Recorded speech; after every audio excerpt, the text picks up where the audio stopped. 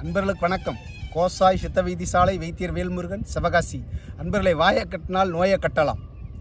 சித்த மருத்துவத்தில் பத்தியம் நிறைய நம்ம மக்கள், நம்ம தமிழர்கள் என்ன பண்ணுறாங்கன்னா, சித்த மருத்துவம்னா பத்தியம் அப்படின்னு பயப்படுறாங்க. அந்த பத்தியம் இல்லைன்னா வியாதி, உடம்புல பிரச்சனை வந்துடும் பயப்படுறாங்க. பத்தியம் என்பது வியாதிக்கு மட்டுமே, மருந்துக்கு கிடையாது. எந்த இடத்துலையும் மருந்து கிடையாது. எங்கே பத்திய சித்தர்கள் சொல்கிறாங்க அப்படின்னா, பக்கவாதம் வந்து ஒருத்தன் கைகால் வராமல் கிடக்குறாங்கன்னா அவங்களுக்கு பத்தியம். அவங்க உடல் முழுதும் உஷ்ணத்தை உண்டு பண்ணுறதுக்கு உண்டான மருந்துகளை கொடுக்கும் பொழுது அவங்க சுடுதண்ணியை பயன்படுத்துங்க, பச்சை தண்ணியை பயன்படுத்தாதீங்க. உணவை கட்டுப்பாடு வைக்கிறதுக்கு அவங்கள 3 நாள் எழுப்பி விடுறதுக்காக பத்தியம் சொல்லுவோம். அடுத்து மறுபத்தியம் போட்டு அப்புறம் பத்தியம் இருக்காது. ஆனால் சராசரியான வியாதிக்கு பத்தியமே தவிர மருந்துக்கு, எந்த மருந்துக்கு பத்தியம் கிடையாது. பத்தியமா அப்படின்னு பயப்படாதீங்க. பயந்து சித்த வைத்தியத்துக்கு வர நிறைய பேர் யோசிக்கிறீங்க. இப்போ ஒரு அமுக்ரா சூர்ணம் இருக்குது. அமுக்ரா அப்படின்னா அதை தூய தமிழில் கொண்டு வரணும் அப்படின்னா குதிரைன்னு சொல்லலாம். குதிரைக்கு கொள்ளான நரம்புகளை வலுப்படுத்தக்கூடிய அமுக்ரா சூரணம். சரி, அமுக்ரா சூரணம் சாப்பிட்றோம், அந்த நரம்புகள் வலுப்பெறணும் அப்படின்னா நரம்பு மண்டலத்தை சுருங்கக்கூடிய, நரம்பு மண்டலத்தை பாதிக்கக்கூடிய உணவுகளை தவிர்க்க சொல்லுவோம். அந்த இடத்துல அமுக்ரா சூரணத்துக்கு பத்தியம் இல்லை.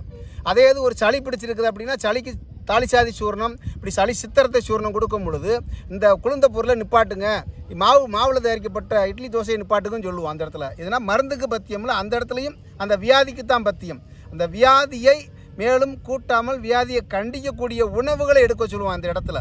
இப்போது எக்ஸாம்பிள் சொல்லணும் அப்படின்னா, உடலில் வறட்சி ஆகிக்கிட்டே இருக்குது அப்படின்னா அந்த இடத்துல பழங்களை சாப்பிட சொல்லுவோம். குளிர்ச்சி உண்டு பண்ணக்கூடிய உணவுகளை சாப்பிட சொல்லுவோம். இது பத்தியம் அல்ல. உங்கள் உடலுக்கு தேவையான பொருளை சாப்பிட சொல்கிறோம், தேவையில்லாத பொருளை நிப்பாட்ட சொல்கிறோம். இதுதான் பத்தியமே தவிர நீங்கள் பயந்து போய் சித்த வைத்தியம்னா என்னமோன்னு பயப்பட வேண்டியது இல்லை. இது சொன்னால் நிறைய விளக்கம் சொல்லலாம். அதனால் சித்த வைத்தியம் என்பது பத்தியம் அல்ல. நமது தமிழ் மருத்துவம், நம் சித்தர்கள் சொன்ன மருத்துவம் வாழ்வியல் மருத்துவம். இதில் இலைதான் பார், தலைபார், மெல்ல மெல்ல வேர், பட்டை, செந்தூர, பஸ்பம் பாருன்னு இருக்கிறாங்க. ஆரம்ப வியாதிக்கு சராசரியான மூலிகளை செய்யக்கூடியது, இலை பட்டைகளை செய்யக்கூடியது தருவோம். நாள்பட்ட வியாதிகளுக்கு தான் செந்தூர பஸ்பங்கள் அப்படி ஒவ்வொன்றா வரும். அது நம்மளே செஞ்சு கொடுக்குறதுனால சக்ஸஸ் பண்ணிகிட்டு இருக்கோம் ஒரு வியாதியும். அதனால் நீங்கள் சித்த வைத்தியனா பயப்படாதீங்க. யார் ஒருவர் பத்தியம் இல்லை எதனாலும் சாப்பிடுங்க மருந்து அப்படின்னா அந்த இடத்துல நீங்கள் தோற்று போகிறீங்க. அதுதான் காரணம். இப்போ சக்ஸஸ், இப்போ ஒரு வவுறு வலி வருது என்ன பண்ணுவோம், உடனே நம்ம பெரியவங்க சொல்லுவாங்க, விளக்கெண்ணெய் வெயில், தேங்காய் எண்ணெய் வையும்பாங்க. ஏன்? அங்கே சூடு இருக்குது. அப்போ அந்நேரம் ஒரு டீயை குடித்தா என்ன ஆகும்?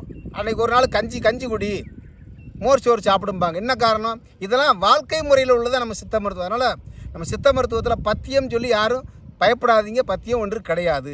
கோசாய் சித்த வைத்தியசாலை வைத்தியர் வேல்முருகன், சிவகாசி. வாயை கட்டினால் நோயை கட்டலாம்.